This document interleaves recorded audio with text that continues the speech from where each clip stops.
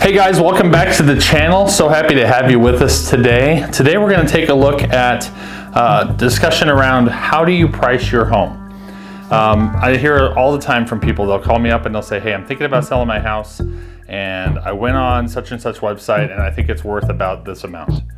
So when I go through and I run comparables and I talk about the research that we do on our end, sometimes they come back and they say, well, why is that different from what I saw online? So one thing I wanted to touch on today is just that if you're interested in selling your home, thinking about selling your home, it's fine for you to go online to Zillow, Trulia, Realtor.com, any of those sites, and try and get an idea of what the market is doing in your neighborhood and what your home might be worth. Now, that being said, those websites may not be the most accurate place to get a final number, and you certainly don't want to make your decision based on strictly what the Zestimate or other terms might show the home being worth. So what do I do as a realtor that's different than what Zillow does? So when I'm called by a client and they say, hey, I'm thinking about selling my home, I run what's called a comparable market analysis, CMA. So you might hear that term tossed around, CMA. Now you know what it means, trivia. So anyway, CMA basically shows you what is happening in the market and what has happened in the market over the last whatever period of time. Typically, I like to look in this market especially at just the last 90 days.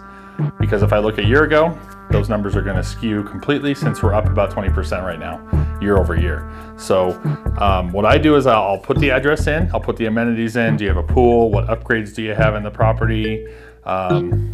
Is single level, two-story? When was the last time you put a new air conditioner on? How's the roof? Just different things that I'll ask you some basic questions to learn about the home to get a really good idea of what that home is all about. Then I take those features and I pull up all of the current pending listings and also the closed listings in the last 90 days so that I can get a good idea of what has closed in the last 90 days and what's currently happening today in the market. So when I do that, there's really two prices we can come up with, right? So list price is what we can call fantasy land, right? It's what we all want to have the house sold for. That's what the seller is looking for in the home. And in a lot of cases in today's market, that's what they're going to end up getting in the home, but not always. So the second side of that is what's a closed price going to be? What's the price that's realistic? So that's reality land. So closed listing history in the MLS is reality. Active listings that are currently out there right now are simply what the sellers are asking for currently. So we take a look at comparing those listings side by side, and literally I have a tool that I provide to my clients and I show them side by side, here's your home, here's the other homes that have sold in the neighborhood, here's other homes in the neighborhood that are pending under contract currently right now, and then we cross-reference and we look at, okay, this one's a two-story, yours is a one-story, this one doesn't have a pool, yours does have a pool. We try and filter out the properties that don't match up with your subject property the best. And by doing that, we're able to narrow it down to only the homes that really show us what your home may be worth in the market.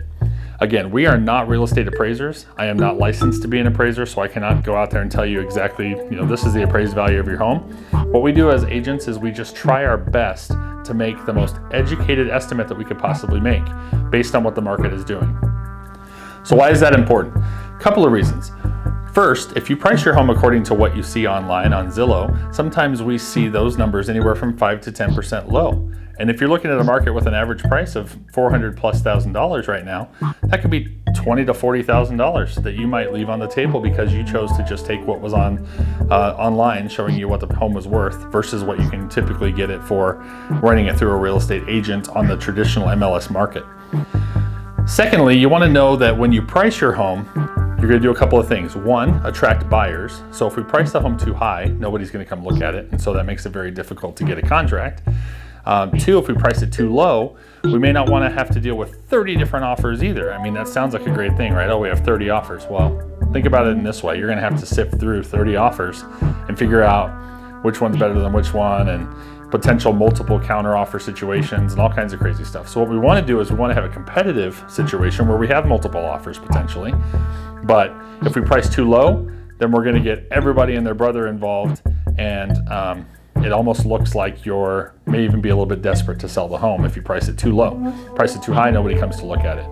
The second main reason that you want to make sure that it's priced well is because when you get a contract, you are going to have a licensed appraiser go out and do an appraisal if that contract is being done with financing, which the majority of contracts are finance purchases, not cash purchases.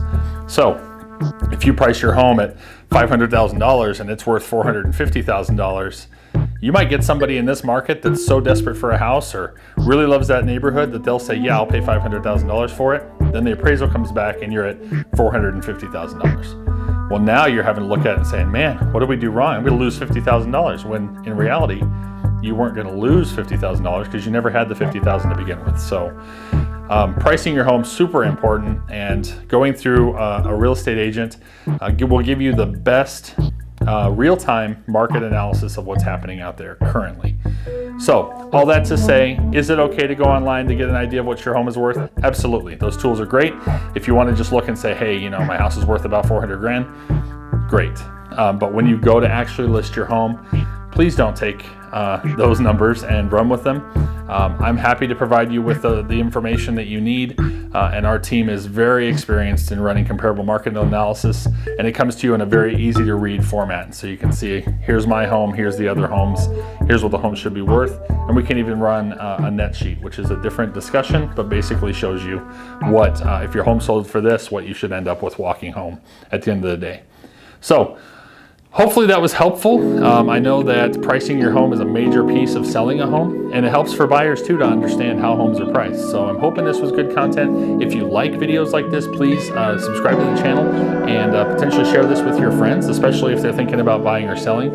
Hopefully this is helpful, and we will look forward to seeing you guys on the next episode.